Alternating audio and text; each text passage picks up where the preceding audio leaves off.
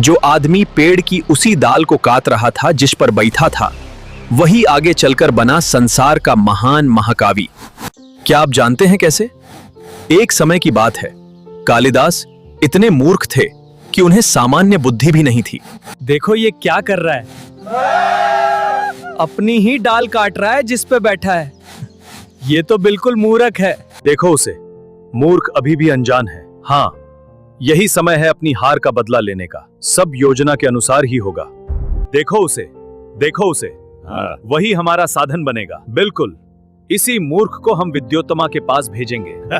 उन्होंने कालिदास का विवाह विदुषी राजकुमारी विद्योत्तमा से करवा दिया, लेकिन ये विवाह छल पर आधारित था। जब विद्योत्तमा को सच्चाई पता चली कि उनका पति एक मूर्ख है, तो उन्होंने कालिदास का भयंकर अपमान किया और कुछ कथाओं के अनुसार उन्हें छत से धक्का भी दे दिया गया।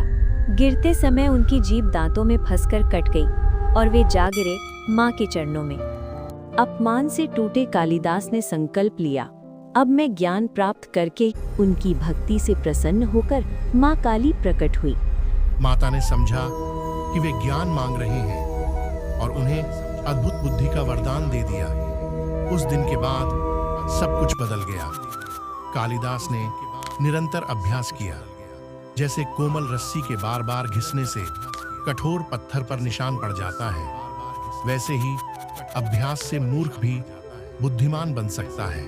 कालिदास आगे चलकर बने संस्कृत के महान कवि और राजा विक्रमादित्य के नवरत्नों में शामिल हुए।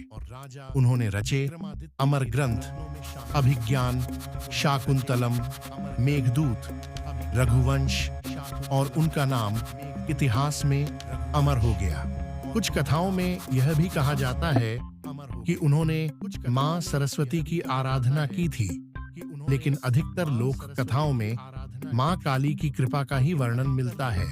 यह कहानी हमें सिखाती है कि कोई भी व्यक्ति जन्म से महान नहीं होता, बल्कि अपने संकल्प, मेहनत और भक्ति से महान बनता है।